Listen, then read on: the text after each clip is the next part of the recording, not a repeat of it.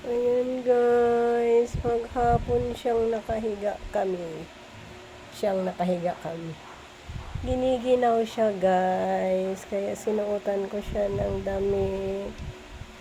Hindi naman ko pwedeng patayin yung fan namin kasi yung mga lamok minsan. Ayan siya guys. Naginaw. Oy. Okay. Nandito lang kami maghapon sa couch. Ayan. Naginaw ba? Okay na. Yakap na lang ni mami ha.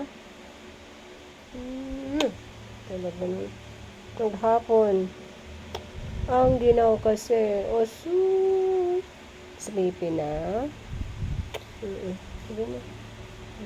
Lama. Ayan o. Sleep na siya. Sleep na ang baby ko. Ay, ano yun? Ano? Ano yun? Marites din to eh.